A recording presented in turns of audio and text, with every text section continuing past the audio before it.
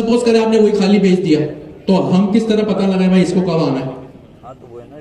तो ये एक फॉर्म वैलिडेशन है कि फॉर्म वैलिडेशन में दो चीजें आती हैं कि रिक्वायर्ड फील्ड्स, कौन कौन सी फील्ड आपके फॉर्म में जो है वो जरूरी है फिल होना, और फिल होने के साथ साथ उनका फॉर्मेट भी जरूरी है कि भाई अगर ईमेल है तो ईमेल का ये फॉर्मेट हो, फोन नंबर है तो फोन नंबर का ये फॉर्मेट हो। फॉर्म वैलिडेशन क्या होता है जल्दी से अपने बराबर वालों से डिस्कस करें। इनपुट फील्ड्स की कुछ खास रूल और उनके फॉर्मेट। तो मैं अपने नेक्स्ट जेएस के प्रोजेक्ट में आता हूं और एक कंपोनेंट बनाता हूं। यहां पे मैं कंपोनेंट का नाम रखता हूं, फोल्डर बनाया कंपोनेंट्स के नाम का, बातें बंद, सारा फोकस यहाँ पे। कंपोनेंट्स नाम का फोल्डर बनाया और एक फाइल बना दी यहाँ पे सिंपल फॉर्म डॉट tsx के नाम की। पेज डॉट tsx में मैं इसको इंपोर्ट भी कर लेता हूं, simple form.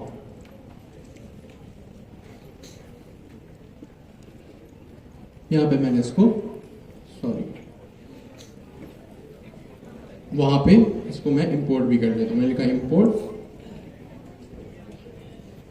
Simple form from components simple form, और यहां पे मैं इसको इनिशियलाइज भी कर लेता हूं।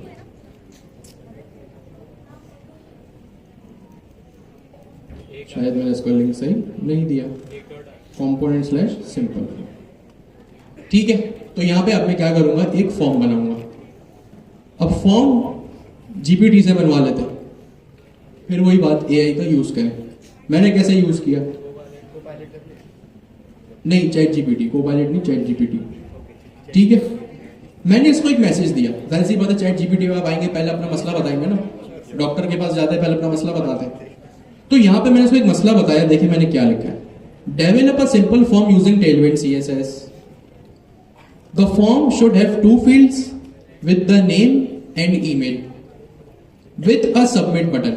कि भाई एक फॉर्म बनाओ टेलविंड सीएसएस में जिसमें क्या हो, नेम हो, ईमेल हो, एक सबमिट बटन, और बता दे कि भाई the form should appear in the centre of the page. कि भाई जो फॉर्म हो ना वो पेज के सेंटर में हो। ठीक है, इसको मैंने सिंपल प्रॉम्प्ट बता दिया। अच्छा, प्रॉम्प्ट लिखना भी अपने आप में एक आर्ट है, एक स्किल है। प्रॉम्प्ट का सिंपल मतलब ये कि जो आप मैसेज भेजते हो ना चैट जीपीटी को, उसको आप प्रॉम्प्ट कहते हैं। जैसा व्हाट्सएप पे किसी को मैसेज करते हो ना, तो चैट जीपीटी को अगर कोई मैसेज करोगे उसको आप प्रॉम्प्ट कहोगे। प्रॉम्प्ट इंजीनियरिंग भी अपने आप में एक पूरा स्किल है, वो भी हम डिस्कस कर लेंगे कभी टाइम मिला तो। ये देखिए चैट जीपीटी ने मुझे इस तरह का आउटपुट दिया। ठीक है, देखते हैं क्या इनपुट आउटपुट दिया। Display flags, item centre, justify centre. अब जिसने टेलविंड सीएसएस यहाँ पे पढ़ी उसको पता ये टेलविंड सीएसएस की क्लासेस है। मैंने इसको यही कहा ना यहाँ पे कि भाई टेलविंड सीएसएस में मुझे एक फॉर्म बना के, फिर मैंने कहा भाई एक फॉर्म बना के दो, तो एक फॉर्म का इसने टैग भी लगा दिया, फॉर्म का टैग लगा दिया। फिर मैंने इसको कहा भाई नेम और ईमेल, तो इसने नेम और ईमेल जनरेट करके दे दिया एक अदद सबमिट बटन के साथ।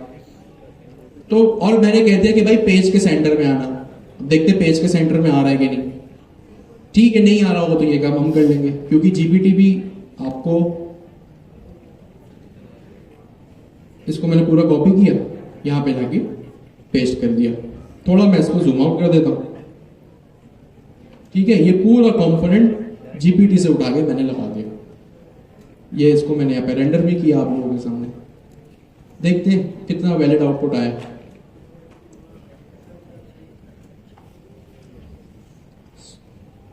ये देखिए,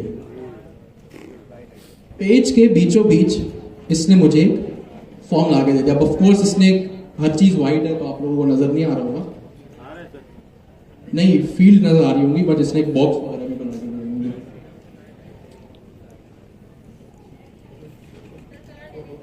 वही कर रहा हूं ताकि आप लोगों को भी जो है वो ये चीज नजर आए।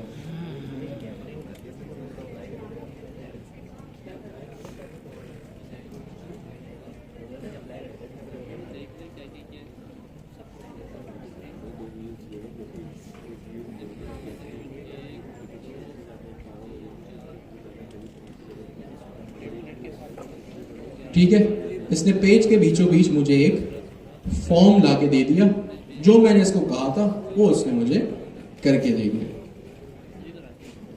और यहां पे जो हेडिंग है मैं इसको टेक्स्ट डैश वाइट कर देता हूं। ठीक है जी, तो ये फॉर्म मैंने नहीं बनाया, जीपीटी ने बनाया। पेज के बीचों बीच इसने मुझे ये फॉर्म लाके दिया, जो मैंने कहा इसने करके दिया। और ये तो सिंपल सी चीज है, ऐसी बहुत सारी चीजें कर सकता है। ठीक हो गया जी। अच्छा, चैट जीपीटी जो आपको आउटपुट ला के देना भाई, उसको भी अपने तरह से वैलिडेट कर कि वो भी सही चीज बोल रहा है कि नहीं, क्योंकि आखिरी डिसीजन तो आप लोगों का ही होगा कि उसने सही चीज दी है कि नहीं। तो इस तरह इसने यहां भी मुझे ही करके दे दिया। अब आती है फॉर्म वैलिडेशन की बारी। ठीक है, फॉर्म वैलिडेशन अभी हमने डिस्कस किया। हम फॉर्म वैलिडेशन कैसे करेंगे? एक लाइब्रेरी होती है रिएक्ट हुक फॉर्म। अब आप लोगों को पता है रिएक्ट एक लाइब्रेरी, अब हम एक लाइब्रेरी यूज कर रहे हैं, तो बहुत सारी चीजें पहले से बनी बनाई आप लोगों को मिल जाएंगी। रिएक्ट हुक फॉर्म एक लाइब्रेरी है, जो कि और भी ऐसी बहुत सारी लाइब्रेरीज है, जैसे फॉर्मेक है, यप है। ये लाइब्रेरीज आप लोगों को वैलिडेशन के लिए मिलती है। आप चाहें तो आप खुद से भी वैलिडेशन लगा सकते हैं, लेकिन उसके लिए फिर आपको जितनी इनपुट फील्ड्स होगी उनके लिए बहुत सारे इफ एल्स स्टेटमेंट लगाने पड़ेंगे कि भाई ईमेल हो तो ये फॉर्मेट हो, पासवर्ड हो तो पासवर्ड की एक अलग जो है वो फॉर्मेट होता है, जैसे पासवर्ड का पहला लेटर कैपिटल हो, मिनिमम लेंथ 6 हो। ठीक है, इस तरह की फॉर्म वैलिडेशन इफ एल्स लगानी पड़ेगी। ये सेम काम हम लाइब्रेरी को यूज करके भी कर सकते हैं, और जिस चीज की लाइब्रेरी बनी हुई है, ये एपीआई बनी हुई है, हम उसको यूज करें। मैंने रिएक्ट हुक फॉर्म हम यूज करेंगे, और मैं गूगल पे आता हूं, यहां पे लिखता हूं रिएक्ट हुक फॉर्म। ये एक लाइब्रेरी है, तो ऑफ कोर्स आपको इसको इंस्टॉल करना पड़ेगा। मैं इसकी ऑफिशियल डॉक्यूमेंटेशन पे आ गया, आप इसका डेमो वगैरह देख सकते हैं। ये रिएक्ट, नेक्स्ट.जेएस, रिएक्ट नेटिव सबके साथ जो है वो अच्छे से चल जाएगी। तो आप सबसे पहले इसको ऑफ कोर्स इंस्टॉल करना पड़ेगा। मैं गेट स्टार्टेड पे आता हूं। मैं गेट स्टार्टेड पे आया तो देखिए यहां मुझे एक इंस्टॉलेशन का कमांड मिल रही है, npm install react hook form। मैं इस कमांड को कॉपी करता हूं। अब ऑफ कोर्स इसके लिए इंटरनेट होना जरूरी है, अगर आप लोगों के पास नहीं चले तो परेशान मत हो जाइएगा। ठीक है, मैंने इसको यहां पे लाके पेस्ट किया, इसकी इंस्टॉलेशन चला दी। अच्छा, यहां नहीं चलेगी क्योंकि मैं पावर शेल में हूं, मैं इसको CMD में चला देता हूं। आप लोग कोशिश करें बाहर जो ब्लैक बॉक्स होता है ना टर्मिनल, वहां पे चलाएं। मैं इसको यहां पे चला देता हूं ताकि आपके पास कोई मसला नहीं। मैंने इसको यहां पे रिमूव किया, कमांड को कॉपी किया और इसको इंस्टॉलेशन पे लगा दिया। अभी 2 मिनट में इंस्टॉल होगी तो फिर हम इसको देख लेंगे फौरन से। क्या बात है, तो मेरे पास रिएक्ट हुक फॉर्म डाउनलोड हो गई। तो हम क्या यूज कर रहे हैं? रिएक्ट हुक फॉर्म यूज कर रहे हैं, जो कि एक लाइब्रेरी है। अब लाइब्रेरी आपको इंस्टॉल करनी पड़ती है, जो कि हमने कर ली। आप गूगल पे आके लिखेंगे रिएक्ट हुक फॉर्म, और आप लोगों को इसकी ऑफिशियल डॉक्यूमेंटेशन में आप आएंगे और गेट स्टार्टेड पे आप लोग क्लिक करेंगे और आप लोगों को इसकी कमांड यहां से मिल जाएगी। ये हर चीज जो भी यहां कोड लिखा हुआ है, अभी हम इसको एक्सप्लोर करेंगे। अब जाहिर सी बात है लाइब्रेरी है तो इसको इंपोर्ट करना पड़ेगा। इसको मैंने किया कॉपी, बल्कि यहां पे इसका कोड लिख चले। ठीक है, इसको मैंने यहां पे किया कॉपी, और यहां पे मैं इंपोर्ट करूंगा रिएक्ट हुक फॉर्म से एक फंक्शन मैंने लिखा import from react dash hook dash form.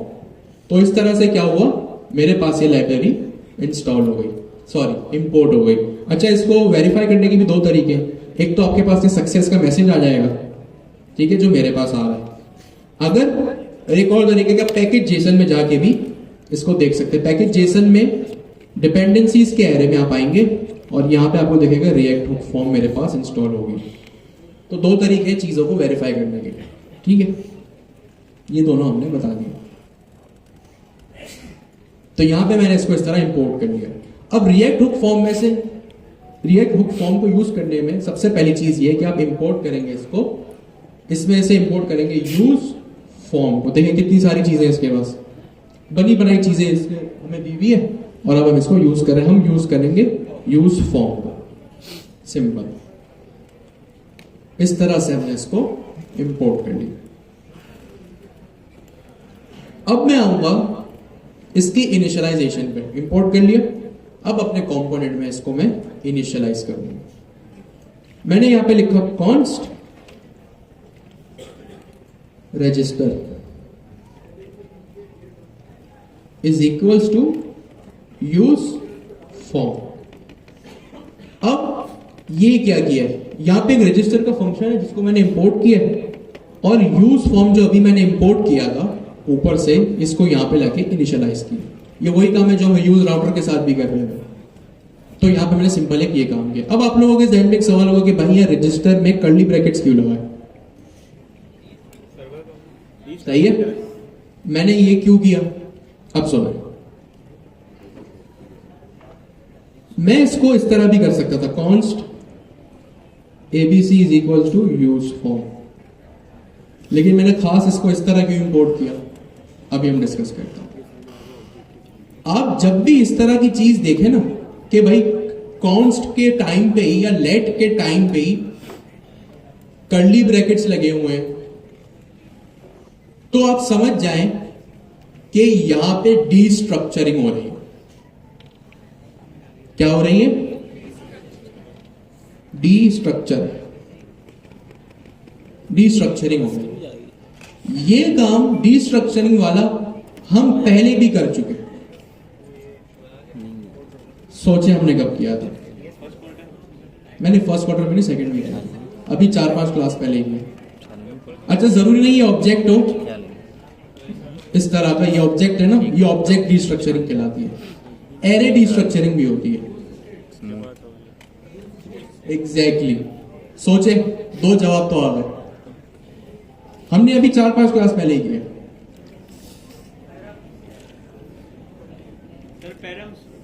हाँ, पैराम्स को यूज करके भी किया है, जबरदस्त।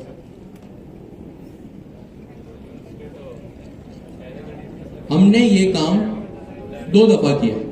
एक तो पैराम्स के टाइम पे किया, दूसरी मर्तबा हमने यूज स्टेट को यूज करके किया। यूज स्टेट का सिंटेक्स क्या था? Const square bracket count set count. भाई ये भी तो एक एरे है ना, और ये एक ऑब्जेक्ट है। तो जब भी इस तरह की कोई चीज हो तो आप समझ जाए कि डीस्ट्रक्चरिंग हो रही है। अच्छा, डीस्ट्रक्चरिंग का क्या मतलब है?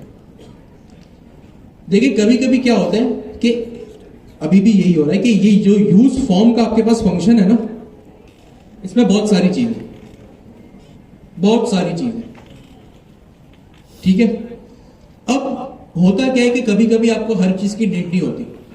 आप क्या करते हैं, जिस चीज की आपको नीड हो ना, आप सिर्फ उन्हीं को अपने पास जो है वो इंप्लीमेंट करते हैं या उन्हीं को इंपोर्ट करते हैं। ये होती है डीस्ट्रक्चरिंग। डीस्ट्रक्चरिंग क्या होती है? हर जिस चीज की नीड हो या जो आपके काम की चीज हो ना, सिर्फ उसको ही इंपोर्ट करना या उसको यूज करना डीस्ट्रक्चरिंग कहलाता है। सपोज करें आपकी अम्मी पूरे महीने की चीजें ले आए, दाल, चीनी, चावल, पत्ती, न जाने क्या क्या, लेकिन वो आपके लिए चिप्स, बिस्किट और चॉकलेट लाई। बहुत सारी चीजें लाई, पूरे महीने का सामान ले, साथ में आपके लिए जो बिस्किट वगैरह, चिप्स, जूस, ये भी ले आए। अब जो आपके काम का तो जाहिर सी बात है, दाल, चीनी, चावल तो है ही नहीं। आपके काम की चीजें क्या है? चिप्स, बिस्किट और जूस। तो आप क्या करेंगे?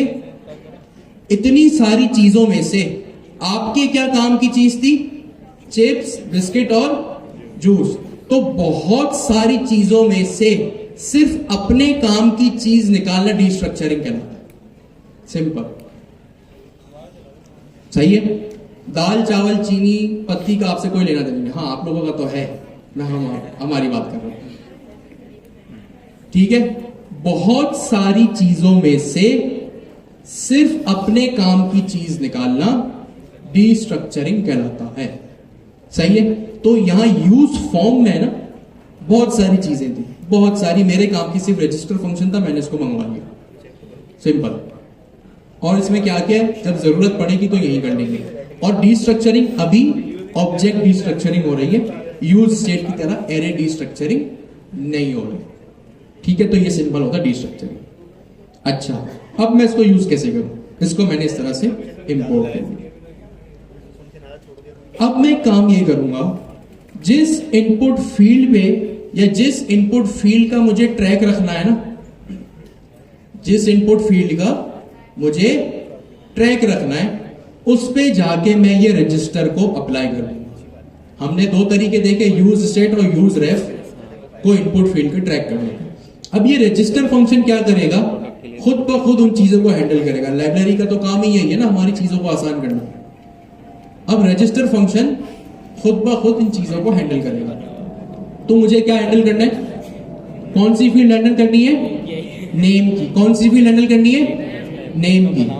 तो मैं नेम के इनपुट फील्ड में मैं आऊंगा, यहां पे मैंने इसको ओपन किया और यहां पे एक स्पेशल सिंटैक्स लिखूंगा मैं इस तरह से, एक कर्ली ब्रैकेट्स लगाऊंगा, 3 डॉट लगाऊंगा और यहां पे मैं लिखूंगा रजिस्टर। क्योंकि एक फंक्शन है तो इसको मैंने इस तरह लिखा, ठीक है। और इसके बीच में डबल कोट्स में आगे लिख दिया मैंने नेम। सिंपल। क्या किया मैंने यहां पे, मैं दोबारा लिखूंगा, मैंने एक कर्ली ब्रैकेट्स लगाया,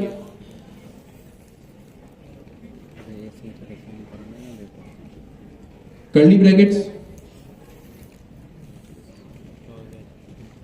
3 डॉट, रजिस्टर का फंक्शन, क्योंकि ये फंक्शन है तो राउंड ब्रैकेट्स, और इसके बीच में आगे लिख दिया नेम। नेम क्यों लिखा मैंने, क्योंकि मेरी जो ये इनपुट फील्ड है ये नेम की, सिंपल। ये क्या है, नेम की है, तो यहां पे आके मैंने नेम लिख दिया। सेम काम मुझे ईमेल के लिए भी करना है, तो मैंने इसको क्या, कंट्रोल सी, मैं अपनी ईमेल की इनपुट फील्ड के पास आए, देखिए इनपुट जिसकी टाइप ईमेल है, और यहां पे आके मैंने सेम काम किया, 3 डॉट लगाए, रजिस्टर किया, राउंड ब्रैकेट्स, और यहां पे आके लिख दिया मैंने ईमेल। सिंपल, ठीक है। ये काम मैंने किया। तो यूज फॉर्म कहां से इंपोर्ट हो रहा है, डीस्ट्रक्चरिंग क्या होता है, ये जल्दी से अपने बराबर वाले से डिस्कस करें। से रजिस्टर फंक्शन को डीस्ट्रक्चर किया, सिंटैक्स पता होना चाहिए, इसलिए हमने डीस्ट्रक्चर को यहां पे अभी डिस्कस किया। डीस्ट्रक्चर क्या होता है, बहुत सारी चीजों में से अपने काम की चीज निकालना डीस्ट्रक्चरिंग कहलाता है। सही है। अब डीस्ट्रक्चरिंग यहां पे कर दी मैंने, और फिर क्या किया, अपने इनपुट फील्ड की यहां पे जान पहचान करा दी। नेम हो गया तो नेम लिख लिया, ईमेल था तो ईमेल लिख लिया, ठीक हो गया जी। अब दूसरा काम करूंगा मैं, फॉर्म हमेशा क्या होता है, यहां पे फॉर्म है, फॉर्म क्या होता है हमेशा, सबमिट होता है, ठीक है। फॉर्म क्या होता है, सबमिट होता है। अब मैं यहां पे एक फंक्शन बनाऊंगा, थोड़ा सा मैं जूम आउट कर दूं, मैं एक फंक्शन बनाऊंगा यहां पे, कॉन्स्ट ऑन सबमिट के नाम का,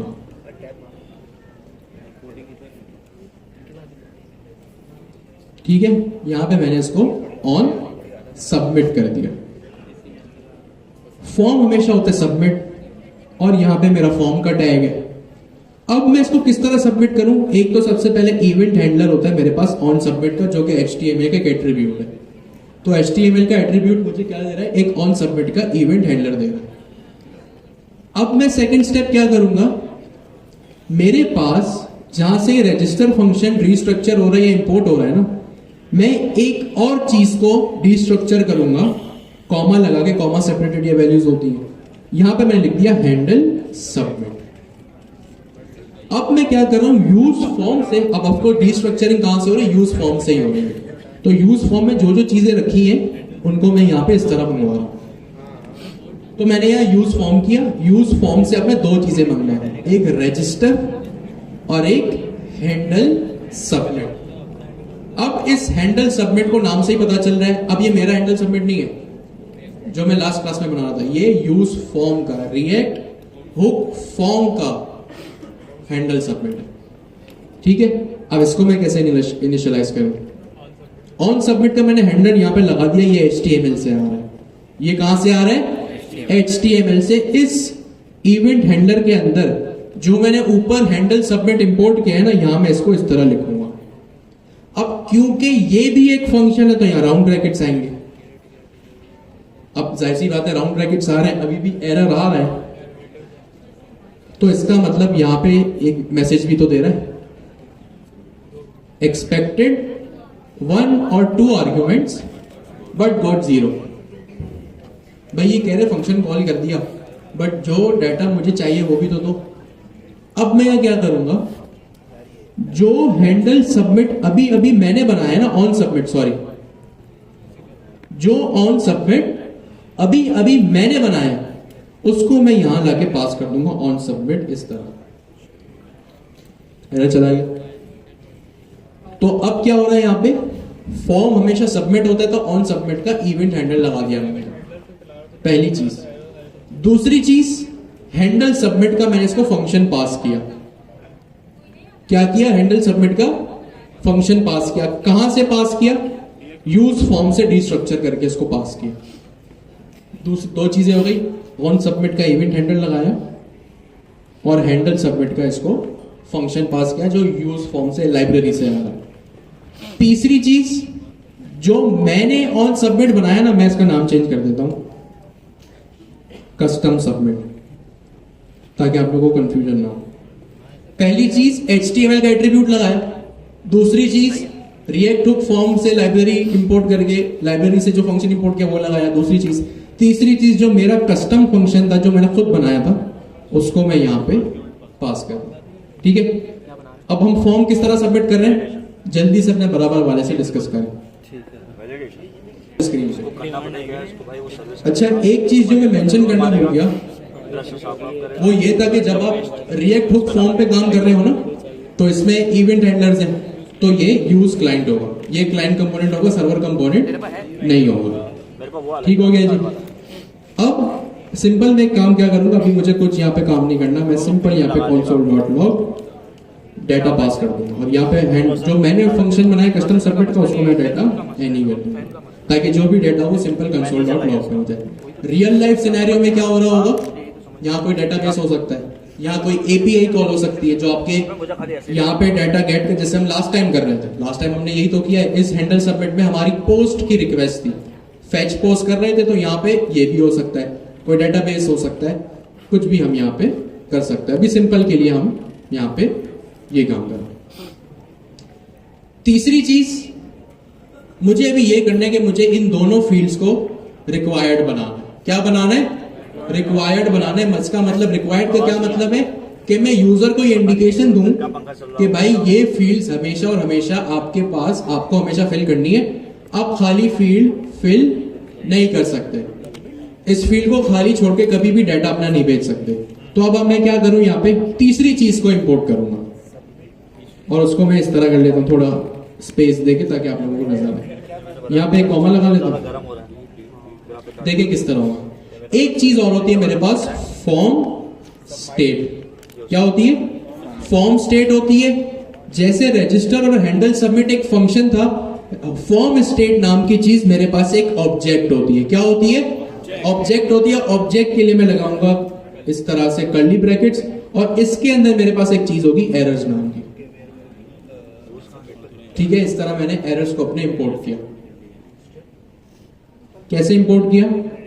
डीस्ट्रक्चरिंग वाली जगह पे मैंने एक फॉर्म स्टेट को कॉपी किया ओपन किया और यहाँ पे फॉर्म स्टेट क्योंकि खुद एक ऑब्जेक्ट है तो यहाँ पे मैंने इसको एरर्स को इस तरह बनाया। टेंशन वाली बात नहीं है, ये सिंटेक्स हमेशा सेम रहता है, आप इसको समझे, इसको रट्टा लगाने की नीड नहीं है। बस चीज समझ आनी चाहिए कि कल को अगर कोई एरर आता है या कोई एक्सप्लेनेशन मांगता है तो आपको पता हो कि भाई हो क्या रहा है यहाँ पे। ठीक है, अब मैंने कर दिया यहाँ पे इसको इंपोर्ट, इसको यूज भी तो करना है। कैसे यूज करें? जो मेरा रजिस्टर फंक्शन है मैं वहां आऊंगा इनपुट फील्ड पे।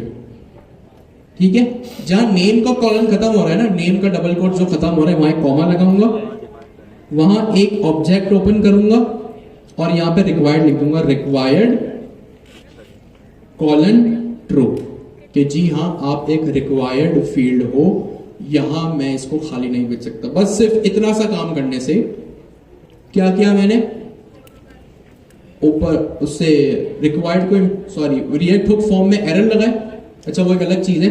अब मैंने इसको रिक्वायर्ड बना दिया, सिर्फ रिक्वायर्ड बनाने के लिए मुझे यहाँ पे सिर्फ रिक्वायर्ड ट्रू लगाना पड़ा, बात खत्म। अब यूजर कभी भी इस फील्ड को एम्प्टी नहीं छोड़ सकता, ठीक है। तो ये इस फील्ड को मैंने रिक्वायर्ड बना दिया जी। सर ये रिक्वायर्ड कहाँ से आ रहा है? रिक्वायर्ड इसके अंदर नेस्टेड है, रजिस्टर फंक्शन से यार, सही है। यहाँ पे मैंने इसको क्या किया, एक ऑब्जेक्ट बनाया और रिक्वायर्ड लगा दिया, खत्म, ये फील्ड रिक्वायर्ड हो गई।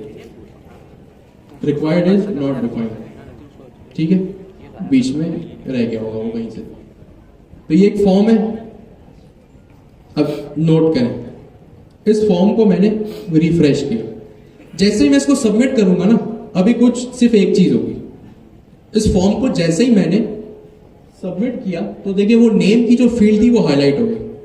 दोबारा करता हूं, अभी नेम की फील्ड में कोई बॉर्डर नहीं है, जैसे ही मैं इसको सबमिट करूंगा ना, देखिए वो हाईलाइट हो गई। इट मींस वो मुझे एक एरर दे रहा है। अब हम एरर मैसेज कैसे लिखेंगे वो भी देखते हैं। ये हर चीज आपको रिएक्ट हुक फॉर्म से मिल जाएगी, कोड भी आप लोगों के साथ शेयर हो जाएगा। देखिए अभी हम यही काम कर रहे हैं। इनपुट फील्ड में मैंने एक रजिस्टर का फंक्शन लगाया और रजिस्टर के फंक्शन में हमने ईमेल और नेम लिखा, इसने एग्जांपल लिखा हुआ है। यहां पे इसने रिक्वायर्ड ट्रू किया, हम भी रिक्वायर्ड ट्रू ही करेंगे और हमने वो ही किया।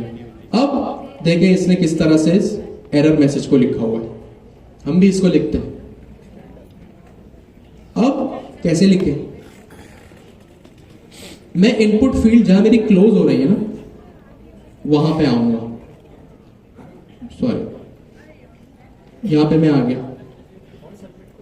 अब मैं काम ये करूंगा, अपने एरर मैसेज को लिखूंगा, लेकिन कैसे लिखूंगा भाई, कंडीशन होनी चाहिए ना, क्या होनी चाहिए, कंडीशन होनी चाहिए कि अगर रिक्वायर्ड फील्ड में डाटा नहीं है या फील्ड अगर रिक्वायर्ड है तो ही जो है वो एरर आए।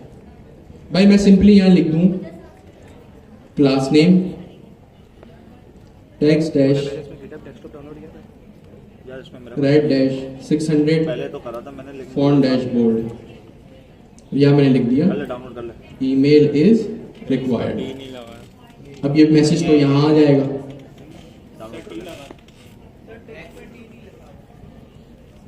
ठीक है, आ गया ईमेल इज रिक्वायर्ड का मैसेज तो आ गया, लेकिन ये तो गलत है।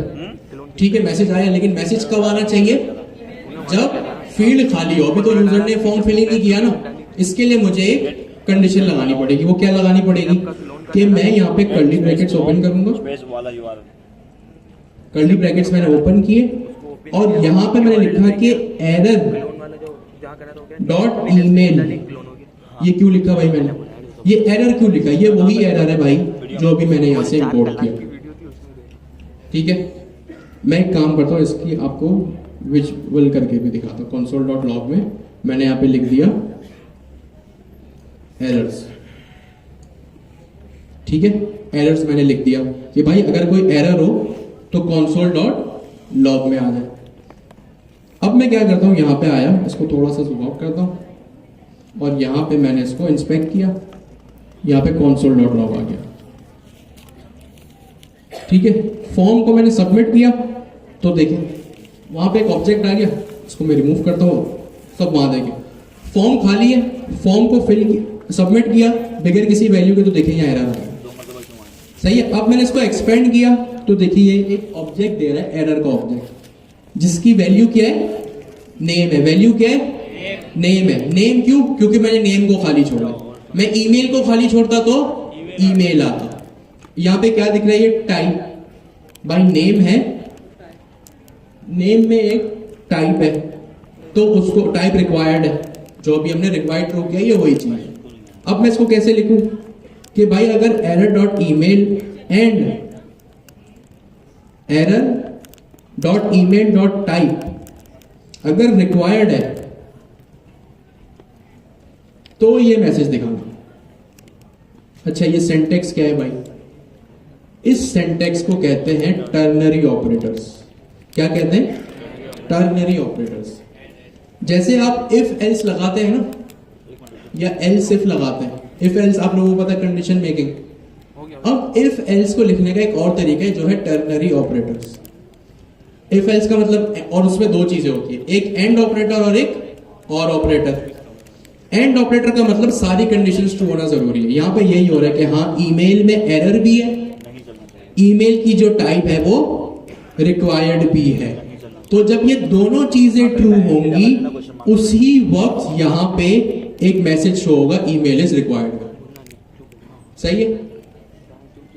Ternary operators if else statement को लिखने का एक नया तरीका है, शॉर्टकट है। ठीक है। और ये आप कब लिखेंगे? उसी वक्त जब आपको कोई कंडीशन मेकिंग करनी हो, डिसीजन मेकिंग करनी होगी। एंड का मतलब हर कंडीशन ट्रू होना जरूरी है। अब मैं आता हूं, पेज को मैंने रिफ्रेश कर देखे, अब मेरे पास है ना, पहले तो by default email is required आ रहा था, अब नहीं आ रहा। ठीक है। मैं इसको सबमिट करता हूं, हर चीज एम्प्टी करता हूं। जैसे ही मैंने इसको सबमिट किया, देखिए यहां पे एक ऑब्जेक्ट तो मेरे पास आ गया, लेकिन मैसेज नहीं आया। मे बी मैंने कोई कंडीशन लगाने में गलती की होगी।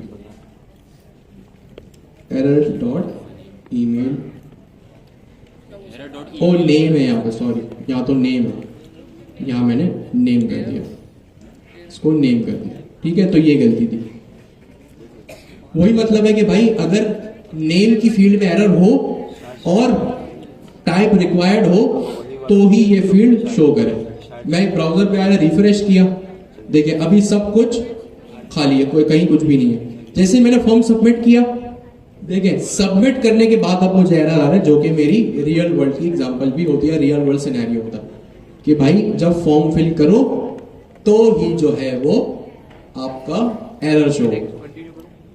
नेम की फील्ड खाली है, जैसे ही मैंने सबमिट किया दोबारा सुने तो देखें एरर। अभी देखें, दोबारा देख लें, नेम की फील्ड के नीचे कुछ भी नहीं लिखा हुआ। जैसे ही मैंने सबमिट किया, देखें एरर आ गया। यही होता है ना रियल वर्ल्ड में भी, कि भाई जब आप कोई फील्ड खाली छोड़ते हैं फॉर्म सबमिशन के बाद एरर आता है। तो यहां पे भी यही होगा। सेम काम ईमेल के लिए भी होगा कि मैं जब ईमेल करूंगा, ईमेल की फील्ड खाली छोड़ूंगा, जैसे ये रही ईमेल की field, registered comma required is equals to true, और यहां पे मैं आगे वैलिडेशन भी लगा दूंगा या डिसीजन मेकिंग कर लूंगा कि एरर्स डॉट ईमेल अगर ट्रू हो, एंड इसकी टाइप रिक्वायर्ड हो तो मेरे पास मैसेज आ जाए ईमेल इज रिक्वायर्ड। ये हर चीज आपके पास जो अभी मैंने लिखी, मेरा कोड भी आपको मिल जाएगा और ऑफिशियल डॉक्यूमेंटेशन में भी ये चीज है। ये ठीक है। इसने डायरेक्ट मैसेज, इसने भी देखे यही किया है ना कि एरर्स डॉट एग्जाम्पल रिक्वायर्ड। हमारे केस में एग्जाम्पल रिक्वायर्ड नहीं था, हमारे केस में ईमेल और नेम था, और एंड ऑपरेटर लगा के इसने एरर दिखा। सिंपल। ये आपकी फॉर्म वैलिडेशन। अब मैं यहां पे आता हूं, अपना ब्राउजर को मैंने रिफ्रेश किया, सबमिट किया, देखिए दोबारा मैं इसको रिफ्रेश किया, खाली फील्ड्स, सबमिट की, एरर। अब फॉर्म फिल करके भी देख लेते हैं कि भाई फॉर्म फिल कर रहे हैं तो सही जा रहा है। नाम मैंने लिख लिया अली, ईमेल मैंने लिख लिया ali@gmail.com। फॉर्म सबमिट किया तो देखिए वहां पे नेम में मेरे पास अभी तक जो एरर आ रहे थे, अब मैंने जो यहाँ पे फॉर्म फिल किया है उसकी वैल्यूज आ रही। तो ये है आपकी इतनी सिंपल फॉर्म वैलिडेशन कि हर चीज आपने पढ़ के की। सही है। इसी तरह पासवर्ड के लिए भी कर सकते हैं कि पहला लेटर कैपिटल हो, मिनिमम लेंथ 6 हो, इस तरह भी आप कर सकते हैं। सही है। फोन नंबर के वैलिडेशन लगा सकते हैं, सिंपल से सिंपल वैलिडेशन भी लगा सकते हैं, कॉम्प्लेक्स से कॉम्प्लेक्स वैलिडेशन भी लग सकती है। मास्टर कार्ड है, वीजा कार्ड है, उसका एक फॉर्मेट होता है ना कि या एनआईसी है कि भाई डैश हो, इतने नंबर के बाद एक ऑटोमेटिक डैश आ जाए, सब हो सकता है। तो यहाँ पे आप रिएक्ट हुक फॉर्म को पढ़ेंगे, हर चीज आपको मिल जाएगी। तो ये इतना सिंपल सा हमारा टॉपिक था फॉर्म वैलिडेशन में। इसी बात पे आप लोग ब्रेक करें, 10 मिनट बाद हम दोबारा शुरू करेंगे। 346 हो रहे हैं, 356 पे हम दोबारा शुरू करेंगे जी। फॉर्म के अंदर ये एरर के अंदर डायनामिक मैसेज नहीं है कि मैसेज एम्प्टी आ रहा था। अब यही आएगा मैसेज की आप एक जो रिक्वायर्ड है ना, जो रिक्वायर्ड अभी हमने नहीं पढ़ा है, लेकिन वो हमने पढ़ा था मैनुअली कि हमने खुद उसमें अपना एक एपीआई राउट बनाया और जो है वो हमने खुद जो है वो उसमें डाटा भेजा और डाटा भेजने के बाद खुद से जो है वो हमने वैलिडेशन की और रीडायरेक्शन की। अभी हम जो ऑथेंटिकेशन पढ़ेंगे वो अगेन यूजिंग अ लाइब्रेरी पढ़ेंगे। को ये बात पता चल गई, समझ आ गई कि लाइब्रेरी में जो भी चीज होती है इजी टू यूज होती है, बस आपको पढ़ के करना होता है। अब ऑफ कोर्स आपको समझ भी उसके लिए होनी चाहिए कि चीजों में हो क्या रहा है, ताकि कहीं भी आपको किसी को एक्सप्लेन करना हो या कोई एरर सॉल्व करना हो या मजीद उसमें कुछ मॉडिफिकेशंस करनी हो तो आप जो है वो उसको कर सकें। ठीक हो गया जी। तो हम क्या करेंगे, हम ऑथेंटिकेशन, अभी हमने वैलिडेशन देखी यूजिंग रिएक्ट हुक फॉर्म। अब हम जो है वो ऑथेंटिकेशन देखेंगे using clerk JS. Clerk JS एक लाइब्रेरी है जो कि आपको ऑथेंटिकेट करने में हेल्प करती है। अब वो ऑथेंटिकेशन किसी भी टाइप की हो सकती है, चाहे वो आपके ईमेल एंड पासवर्ड की हो। आपने ये चीज भी देखी ना कि ये चीज भी एज ए यूजर आपने देखी होगी कि आप किसी एक वेब एप्लीकेशन पर है, सारी बातें बंद, सारा फोकस है वहां पे। आप ईमेल और पासवर्ड के जरिए तो जाहिर सी बात है लॉग इन कर ही सकते हैं। आपने देखा होगा कि मुख्तलिफ एप्लीकेशंस पे आप using a third party platform या यूजिंग अनदर प्लेटफॉर्म जैसे गूगल, फेसबुक से, गिटहब से भी आप लॉग इन कर सकते हैं। जैसे वर्सेल पे आप लॉग इन कर रहे थे तो गिटहब के थ्रू कर रहे थे। अब ये काम आप अपनी एप्लीकेशन में भी कर सकते हैं, जो हम करेंगे क्लर्क जेएस से।